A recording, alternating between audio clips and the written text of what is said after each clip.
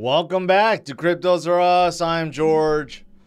We're all George. So, what happened today? Why did Bitcoin and crypto all of a sudden flip down? Yes, you guessed right. Gary Gensler happened. So, let's talk about what he did with the pending Bitcoin ETFs, and is it over? Well, let's discuss. Welcome, guys. Hopefully you guys are doing good. This is what I'm talking about. Look at that. Unfortunately, the grayscale pump has been wiped out. We went right back down to our previous level around $26,000, right? Couple reasons for that. The biggest reason what started was this. You know, tomorrow we have six spot Bitcoin ETFs. The very first, actually, you know, it's not like the end. It's the very first deadline for a decision. An SEC, of course, run by Gary Gensler, said, no, it's too easy, okay? We're not just going to give the Bitcoiners what they want right away. We have the ability to push this back, all of these back, until March of next year. So why don't we do that, right? I told you guys, I thought maybe the percentage maybe for this week was going to be like 25%, but still, it would have been like way too easy had we already like received approval for a Bitcoin spot ETF. So I think there's still a chance, right? We still have a couple others deadlines. What I mean, the next one's October, and then it gets pushed back, I think, to like December, and then it gets pushed back to March. So there's a couple of them out there. So the next one is October, okay? And this, of course, includes BlackRock's, which was also denied, or at least delayed, not denied, okay? Because still, there's very little reasons that the SEC can give to really deny these spot Bitcoin ETFs, right? And analysts still think there's a really good chance, 75% chance, that we will get at least one. But if you get one, you get all of them by the end of this year. But 99% chance that we will get it by 2024. So think about that, right? So today we had a little setback.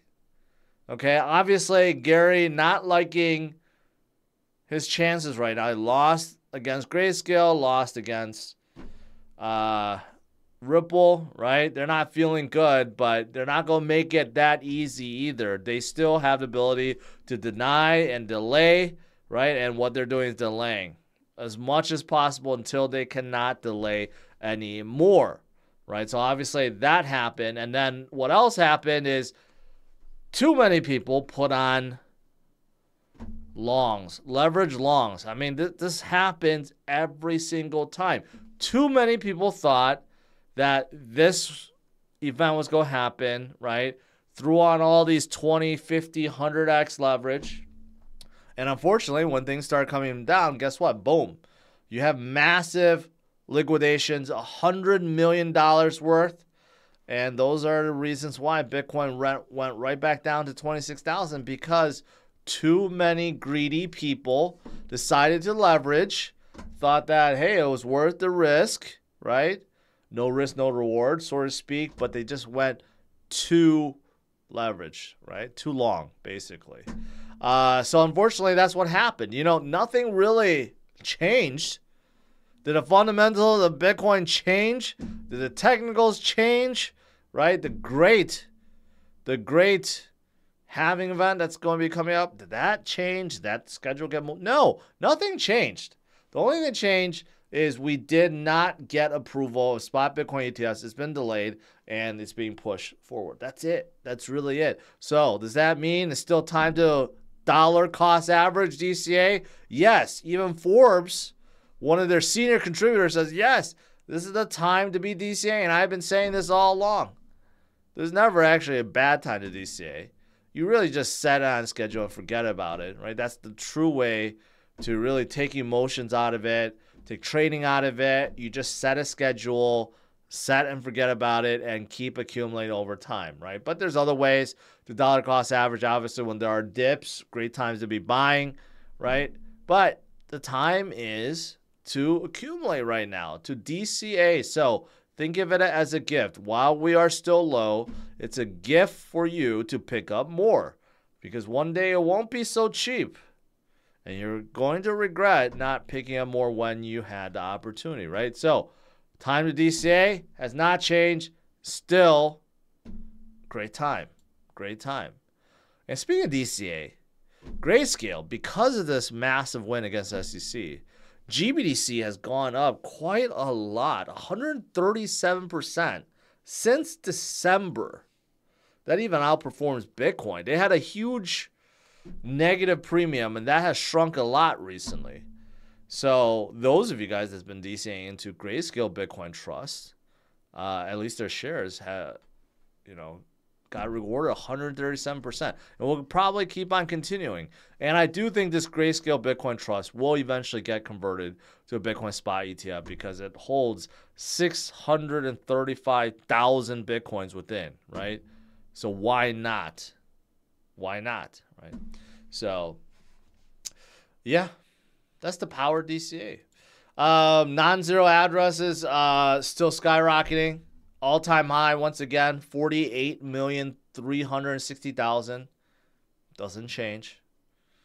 Keeps on going up. So that's why, even though we had a little dip, did anything change with Bitcoin? No, not really. Fundamentals is still great. Technical is still great. On-chain metrics still great. Still great time to accumulate. Everything's still great, right? So don't be discouraged. Focus on the future. Continue to hodl and continue to DCA. Let the gains come to you, okay? It will. It will. Outside of Bitcoin, there's several other news today. Yeah, there's a lot of talk about Chainlink. I already covered this, right? But there are some that are a little afraid, like XRP maybe, or XRP Ledger, because Swift partnered up with Chainlink to test out tokenization and to test out moving financial assets, right? Utilizing Chainlink. So I covered this morning, but I mean, it's pretty significant for Chainlink if you think about it, right? Obviously, they're a big Oracle network, but because of all the bridges they have formed, you could use them for other purposes besides just getting price feeds, okay? Although that's the main thing, right? But there's a lot of stuff going on. Chainlink also will receive a new update, which will improve their staking mechanism, which isn't the greatest right now. But look at how many projects and exchanges and everything that are hooked up to Chainlink right now. That's why before, whenever someone asks me about any Oracle network, I'm just like, don't think about it. Just go with Chainlink, because it's not even close. 193 protocols uses Chainlink. 38 billion locked in. The total TVL percentage compared to all these other guys, about 69%, right? They are definitely the top dog, okay? It's not even close. Not even close. So good for Chainlink. What else? Well, Ethereum. Fidelity says Ethereum, because it's now deflationary. In fact, this is the very first year that Ethereum had a deflationary year. Even though there's no set supply, there's more burning now than issuing. So this is the very first year Ethereum is actually deflationary. But Fidelity says because of this, and because of network usage, and everything uses ETH, right? They think Ethereum is more worth like 2,100, which isn't that far off from right now. I mean, it's like 1,650, right? But they're basing it on network, I guess, network effect, network usage, and the deflation in nature, right? Yeah, so I agree, and I think Ethereum is going to have a bright future this coming bull run, right? That's not going to change. Also, speaking of Ethereum, Robinhood, they added 200 Ethereum and Polygon tokens. So they actually enabled a swap within Robinhood's own app. That's kind of interesting. So that now, right, you can add 200 plus ERC20 tokens. Interesting. What else is interesting? Well, Coinbase is going to list PayPal's stablecoin, PYUSD, sometime either today or tomorrow. That's kind of interesting because, of course, Coinbase, you know, they have a partnership and they're part owner of Circle. So their main stablecoin is USDC, right? And they do support USDT, but now they're adding their competition stablecoin PYUSD to their platform as well. That's interesting. That's actually very interesting. I don't know what they gain from that. I don't think anyone's using PayPal's stablecoin right now, but yeah. And then lastly, I don't know what this really has to do with anything, but OKX reveals that they have 10.4 billion in reserves. Billion. Okay, so they're OKX.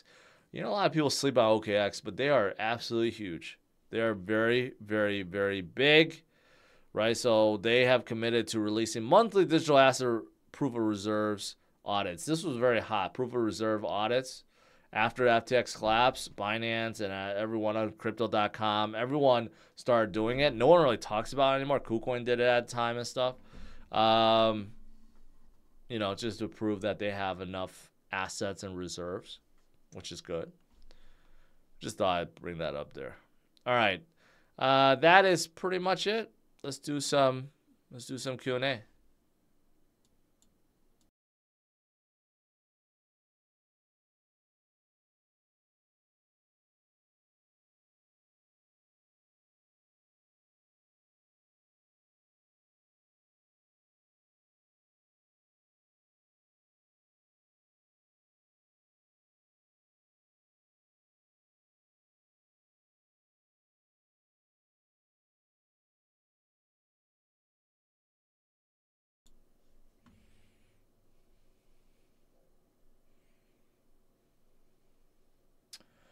Let's see what I missed. Scrolling up. Let's see. Beautiful accumulation chart. That is right. Let's see. We all knew they were going to delay it already. Yeah, which is why it's so surprising. So many people got liquidated today, right? Let's see.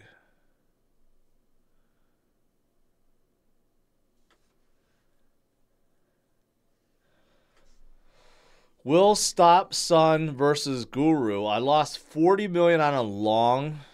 I certainly hope that is not the case.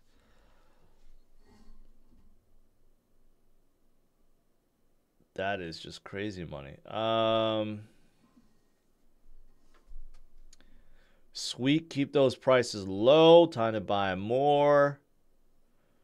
That's right. Do you think Adam Black and Hal Finney are Satoshi? Could be. I think Satoshi is like a group of three, honestly. So it's those two. Maybe Craig Wright is in there, right? But Craig Wright obviously was brought into, like, if he was brought in, you know, to write the white paper or whatever, right? But he was not the developer. Obviously, he wasn't given access to the private key. So I think it's a group of people.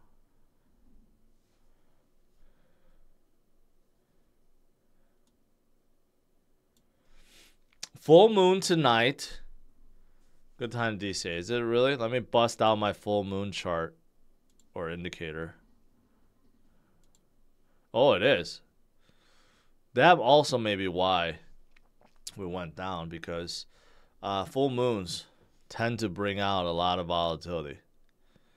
You see? Like right here, right here, right here, over here too.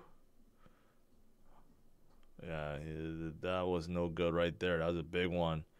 That was another big one. Full moons. Full moons are no good for crypto. Hey, the autumn equinox is coming. That could be pretty good. Let's see. Last time we had an autumn equinox was back here.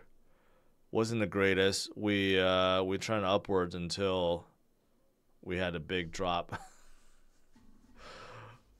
That was like I think the final drop, the FTX collapse. I think that's when that happened.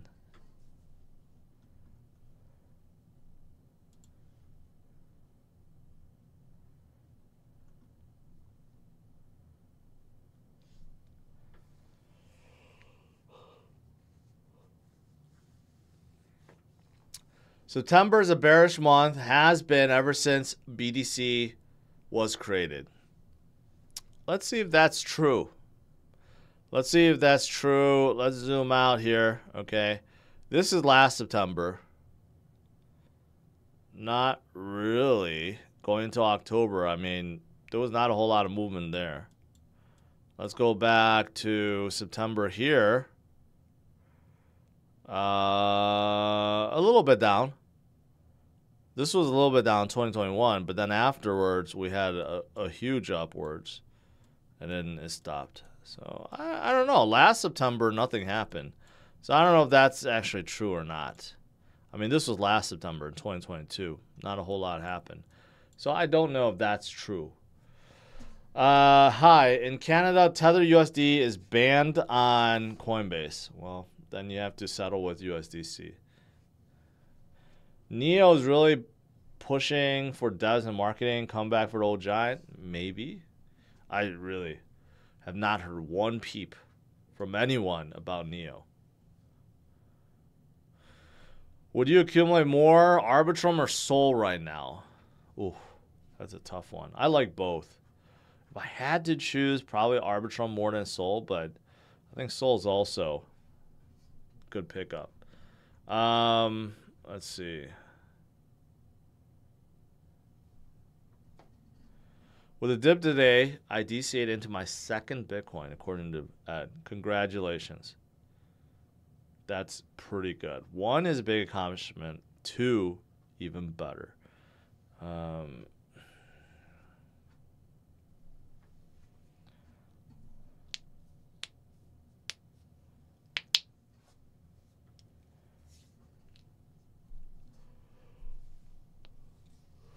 PS5 future gaming. No, I never believed in any of the CME gap garbage. If it hits it, it hits it. It doesn't, it doesn't. We have passed so many of those, so there's no reason that it needs to hit.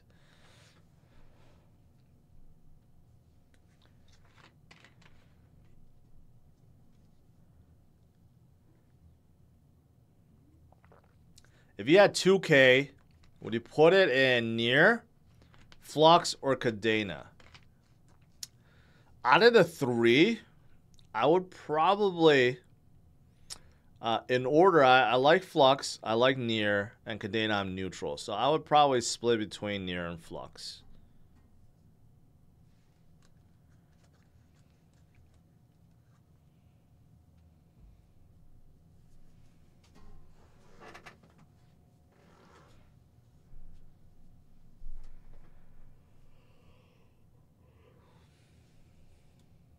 Yeah, I'm tired today. I worked out pretty hard today.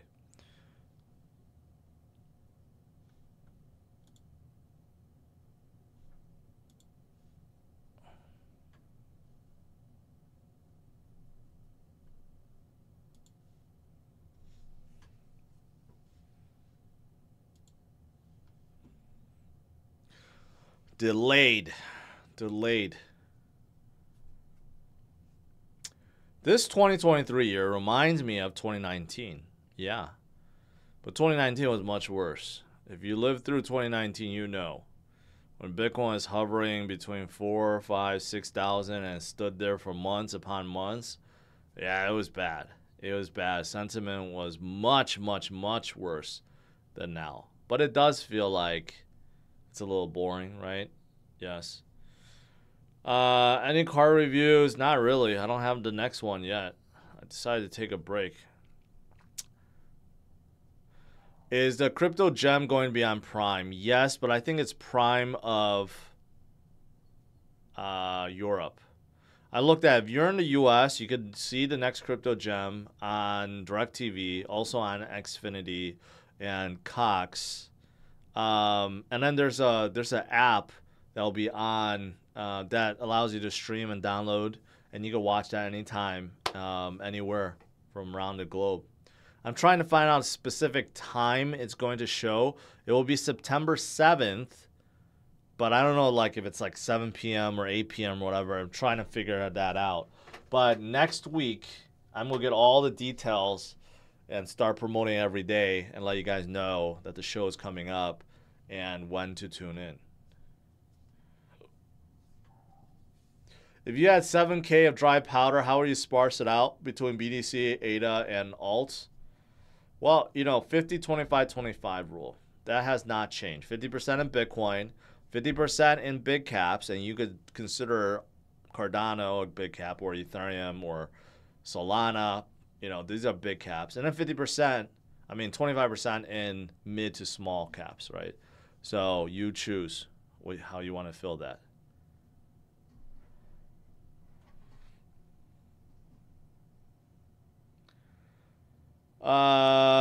It's MK. I'm sure you heard of Dylan Danis versus Logan Paul fight by now. Yes. Anyways, there's a coin called Nina. We've been out for a week, and our community would love your thoughts. What does that have to do with the fight, first of all? It seems like they're two different coins. I mean, two different things. So I don't know. I don't know. I will have to take a look at it, but no promises that I will answer. Mark, is DFK Jewel a buy in your opinion? Out of the three, I would say Jewel's the best one because there's a set supply and deflationary. Whether or not DFK makes it, I certainly hope so. I don't know. But, you know, unfortunately, Dreamer, you know, he was caught with all the Maui fires, so I have not been able to talk to him in a long time. Hopefully we can get back on track.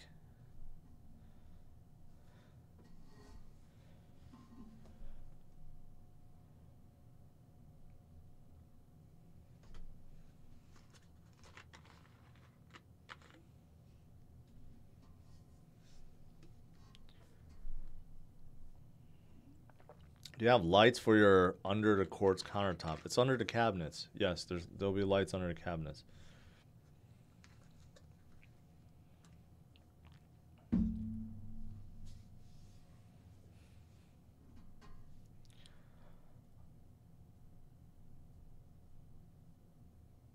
Are you ready for Labor Day weekend? I am, but I have no plans. I have no plans, so I don't know. All right, I'll let you guys go. Tomorrow's Friday. Big day. Well, not anymore, but it's still Friday. So we'll see what happens tomorrow. We think the bottom for Pepe is in. I don't know. I don't know. After the controversy, the inside selling, I don't know about Pepe. I lost faith in it. Well, unfortunately today we got 7 applications delayed. Does not mean they're denied, just delayed for now. The next decision will be in October, so we'll see how it is. But there's still a lot of goodness. There's a lot of great projects. Hey, Chainlink is one of them. Ethereum is another one. There's a lot of great projects out there. So stay strong, my friends. I'll see you guys tomorrow, bright and early, 8:30 a.m. Central Standard Time. All right? Have a good one, guys. Take care. Bye-bye.